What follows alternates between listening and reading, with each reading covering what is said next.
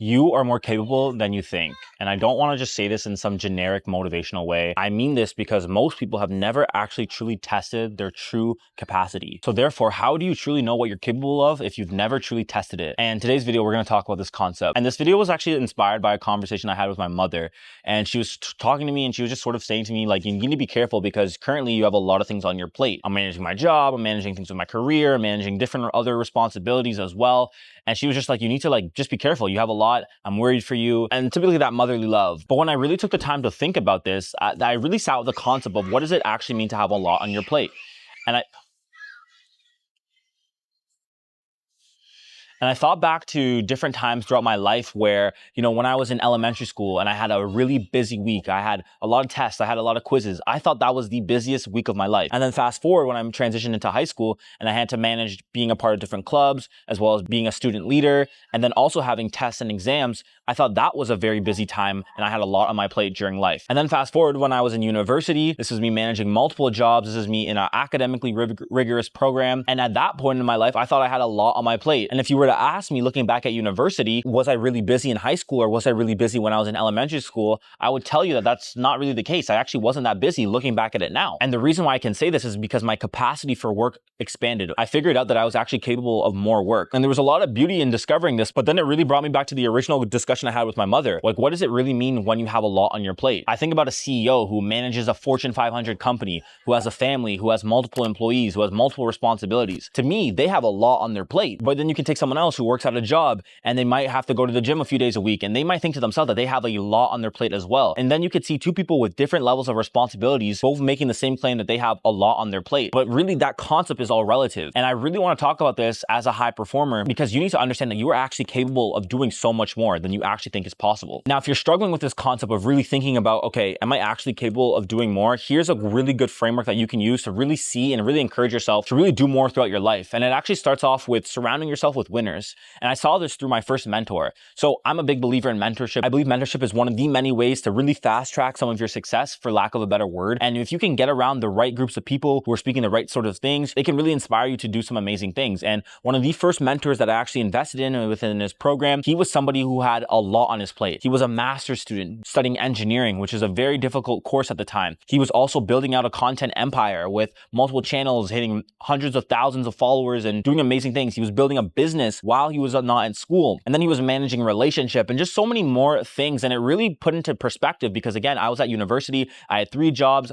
I was in an academically intense program. I thought I was doing a lot. And then when I was in this gentleman's program, I realized that I wasn't even doing enough. He really showed me that there was so much more that I was capable of. And I think that was one of the biggest mindset shifts I had to make to really understand that I could do more in my life. I actually have another friend who is also incredible. He runs his own business. Again, he's also managing a relationship. He's also managing his purpose, prioritizing his physical health as well. And he does it with such excellence. And it reminds me that I'm capable of doing so much more. So one of the first frameworks I really would encourage you to do is if you're struggling with this concept of wondering if you are capable of doing more work, you need to surround yourself with winners, high-performing winners. This is going to encourage you and this is going to remind you that you have so much more left in the tank that you can really capitalize on these tiny intervals, which we're going to talk about in the next section. Another really important thing I need you all to understand, especially when you're thinking about doing more work and understanding that you are capable of doing more work, is you need to understand that we all have 24 hours. The best thing about time is really the great equalizer. You can take a billionaire or you can take someone who's living in poverty and they all have the same 24 hours. Yes, we might live in different time zones, but overall 24 hours. An hour is an hour, 60 seconds is 60 seconds, and you sort of get the point. So if you're trying to analyze and see how we can actually do more and understand that we are capable of doing more, we need to learn how to optimize our schedule. We need to learn how to optimize the 24 hours we have in a day. And this is what so few people do, and which is why a lot of them struggle with this concept that they're actually capable of doing more work. I'm a big believer of tracking things, so leveraging things like calendars or Excel spreadsheets really to track how you're spending your time to be very efficient and effective. That way you're not wasting any time.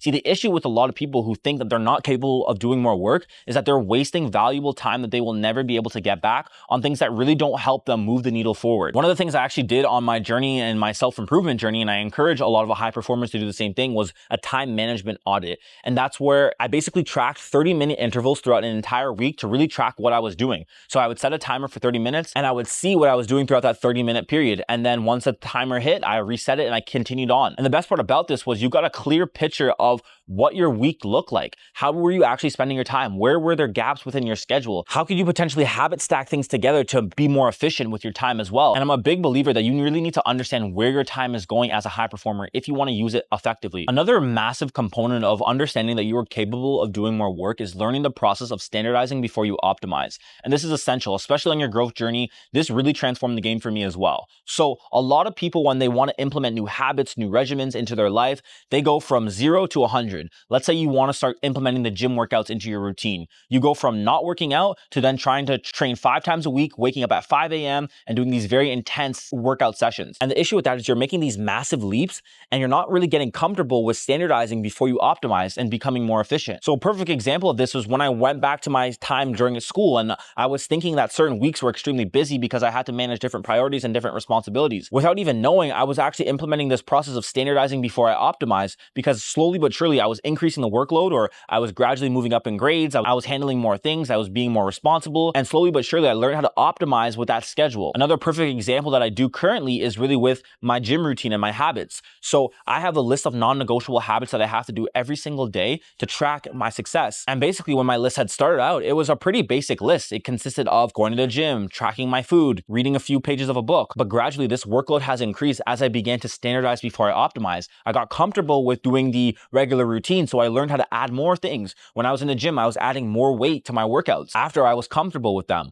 Or with my habits, I was adding new habits or adding on top of my habits. So instead of reading 5 pages a day, it became 10, then it was 12, then it was 12 plus notes, and the list goes on. And this process is difficult for a lot of high performers because again, we want to make these transformational changes overnight. We want to go from not doing the thing to doing the thing very quickly. But if you can implement this process of standardizing before you optimize, you will ensure yourself that you are actually seeing that long-term growth that you hope to achieve. And standardizing before you optimize will also give you the consistency so that you can have the confidence to continue to build and stack on your reoccurring habits. And when I think about you as a high performer being capable of more than you think, I really think of really testing your limits. Now, this is something that I've actually did a few times where you can really understand who you are as a high performer, but how much capacity you can actually hold before it becomes too much. And a very important framework that very few high performers actually get the chance to do is really testing their limits, testing their capacity for work. So I first actually did this unintentionally through university. Like I mentioned before, I was managing 3 jobs. I was in a very academically intense program. I was a leader of multiple clubs, and my schedule was getting pretty cumbersome. It was getting a lot to manage and to deal with on a consistent basis. And I remember one month in particular, it was the month that I coined March Madness, where I had the most amount of exams. I had so much projects due, so many deadlines, so many responsibilities for work,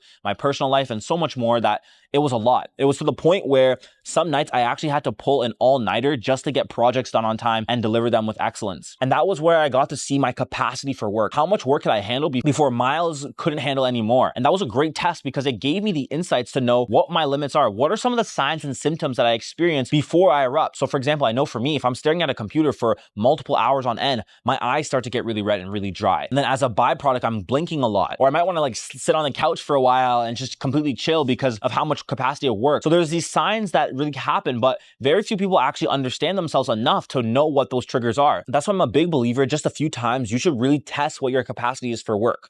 If you feel comfortable in your day-to-day routine and in your day-to-day schedule, I encourage you to go further. Like I said before, the reason why I was actually encouraged to test my capacity for work was 2 things. One, I actually had to when I was in university just because I had so much demands and so much responsibilities. But another time, especially during the summertime, when I was talking with winners who were succeeding at the highest level, they were telling me some of the schedules that they had to endure to get to their journey of success. I met a few individuals that were really cutting out on their sleep, getting 5 to 6 hours of sleep per night and using the rest of the time that they're awake to really work on their vision, their purpose, and their mission. And that's when they realized, okay, what was their limit before they reached their breaking point? And I think if you can understand this, you'll know to yourself, okay, I'm the type of person that could work all the way up to this capacity, but if I go too far over this could be detrimental. But ultimately, I really want to stress the fact that as a high performer, you can do more. You can add more onto your plate. I want you to think about a time in your life where you once thought you were doing a lot of work, and then now probably look at yourself and you're increasing more workload. You have more responsibilities. There's another version of yourself that can carry and handle more responsibilities as well. You just haven't unlocked it yet. And if you implement the stuff that I shared within this video, you can be working your way onto that person today. So So if you enjoyed this video, don't forget to like, comment, and subscribe. If you're interested in one-on-one coaching with my High Performance Elite program, you can book a call in the link in the description and we can see if you're an amazing fit for the program. I also have a wait list for my high performance community where we can talk about these concepts much more in depth, and you can surround yourself with like-minded individuals who are doing more on a consistent basis. So if that interests you, check the first link in my description as well. But you know what I always say, make sure to always believe that you will achieve. My name is Miles, aka Mr. High Performance, and I am signing off.